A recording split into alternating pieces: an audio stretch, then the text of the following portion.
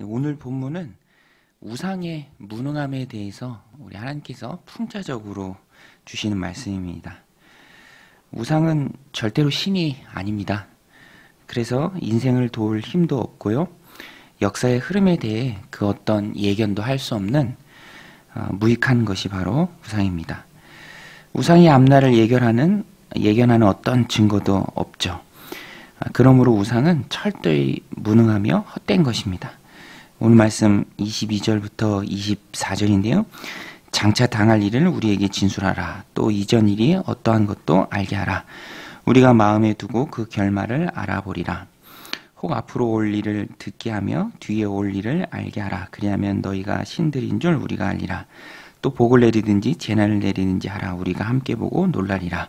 보라, 너희는 아무것도 아니며 너희 일은 허망하며 너희를 택한 자는 가증하니라. 이 우상에 대한 하나님의 신랄한 비판입니다. 우상은 나라와 민족들의 운명과 역사를 결정할 아무런 힘이 없습니다. 그래서 오늘 말씀처럼 우상은 아주 철저히 허망할 뿐이죠. 반면에 하나님께서는 역사의 주관자 되십니다. 역사의 주관자가 바로 하나님이시죠. 하나님의 뜻에 따라서 세상 역사가 움직입니다. 세상 나라의 흥망성쇠를 하나님께서 결정하십니다. 오늘 본문에서도 우상만 철저히 숭배하던 바벨론, 하나님이 일으키시는 고레스 왕을 통해서 응징하시겠다라고 말씀하십니다. 이미 하나님께서는 몇백 년 전에 이사야 선지자를 통해서 고레스 왕을 일으킬 것을 말씀하셨습니다. 역사적 사건을 예견하고 이루어 가시는 분은 오직 하나님 한 분이시죠.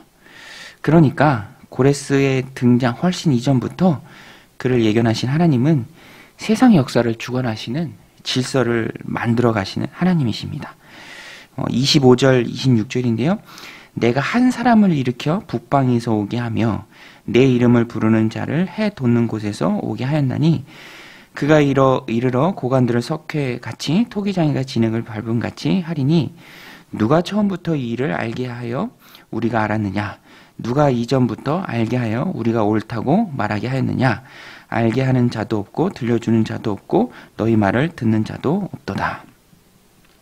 하나님 한 분이 세상을 통치하시고요. 앞일을 예견하시고 또 그 일들을 알게 하시는 분은 하나님이시죠. 하나님이 다 행하신다라는 것입니다.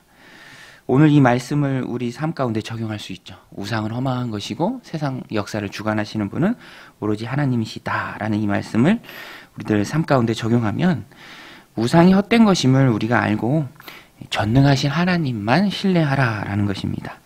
우상은 실체가 없습니다. 신이 아닙니다. 그저 인간의 탐욕이 투영돼서 만들어낸 보이는 조각품일 뿐이죠. 우상의 무능은 당연하거니와 우상을 만들어낸 사람도 무능합니다.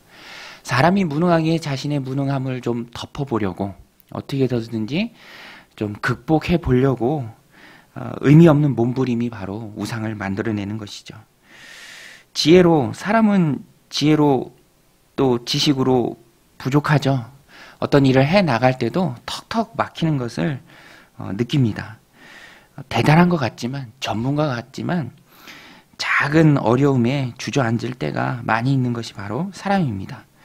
우리 교회가 있는 이 건물도 지은 지 얼마 안 됐는데요. 또 1층 같은 데는 비가 새기도 하나 봐요. 그래서 이 방수를 하는데 잘 안 되나 봅니다. 벌써 여기 앞에 테라스도 몇 번을 뜯었다 붙였다 하는 모습을 봅니다.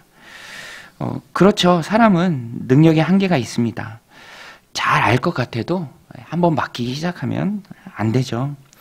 그런 한계를 또 극복해 보려고 몸부림치며 만들어내는 것들이 바로 우상입니다. 그러나 그 우상조차도 아무런 힘이 없죠. 허망합니다. 힘이 되어주지 못합니다. 이미 엘리야 선지자가 갈멜산에서 누가 참신인지 증명해 보였죠. 우상은 헛된 것입니다.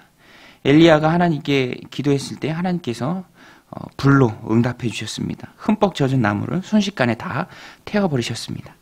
반면에 바알과 아세라를 섬기는 제사장들, 아무리 목 놓아 외쳐도 그것이 우상이기에 허망한 것이기에 절대로 그 응답을 줄 수 없는 것이죠.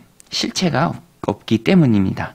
엘리야가 조롱하죠. 열왕기상 18장 27절에 보면 정오에 이르러 엘리야가 그들을 조롱하여 이르되 큰 소리로 부르라. 그는 신인즉 묵상하고 있는지 혹은 그가 잠깐 나갔는지 혹은 그가 길을 행하는지 혹은 그가 잠들어서 깨워야 할 것인지 하매 허망한 것을 쫓으면 그 인생도 허망해집니다.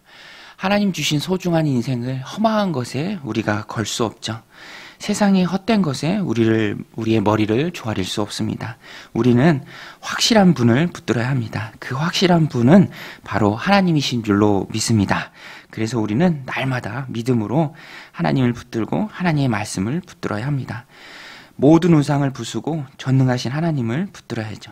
사람도 또 사람이 만들어낸 우상도 환난 날에 우리를 돕지 못합니다.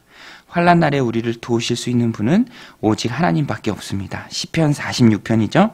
하나님은 우리의 피난처시요 힘이시니 환난 중에 만날 큰 도움이시라. 그러므로 땅이 변하든지 산이 흔들려 바닷 가운데 빠지든지 바닷물이 솟아나고 뛰놀든지 그것이 넘침으로 산이 흔들릴지라도 우리는 두려워하지 아니하리로다. 세상에 그 어떤 일을 만나도 두려워하지 말라라는 믿음의 권고의 말씀입니다. 오늘 우리가 두려워하는 것이 무엇입니까? 너희 염려를 주께 맡기라 라는 베드로의 강한 권면처럼 우리의 모든 두려움과 염려를 주님께 맡기시길 바랍니다. 하나님은 우리의 피난처이시며 힘이 되십니다. 환난 중에 만날 큰 도우십니다. 신앙생활은 하나님을 믿고 신뢰하는 그 삶의 바탕을 둡니다. 도움을 얻고요. 사는 삶입니다. 두려움을 이겨내는 삶입니다. 큰 도움, 작은 도움, 삶을 살아가는 가운데 만나는 아무리 작은 어려움이라 할지라도 그 가운데 도우시는 그 하나님을 체험하는 삶이 바로 신앙생활의 삶이죠.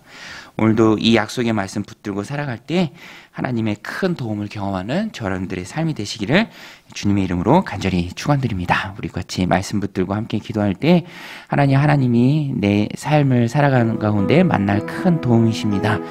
전능한 하나님을 의지하며 세상의 헛된 우상들을 멀리하는 저희들 되게 하여 주옵소서. 하나님을 의지하는 지혜가 우리들 삶 가운데 있게 하여 주옵소서. 오늘 우리들 심령 가운데 있는 두려움 있습니까? 하나님 다 떨쳐낼 수 있는 큰 믿음 우리 안에 허락하여 주시옵소서. 우리 함께 기도하며 나아가겠습니다. 하나님 아버지, 오늘도 저희들 이 새벽 주님 전에 부르시고 또 기도하게 하심에 감사를 드립니다. 하나님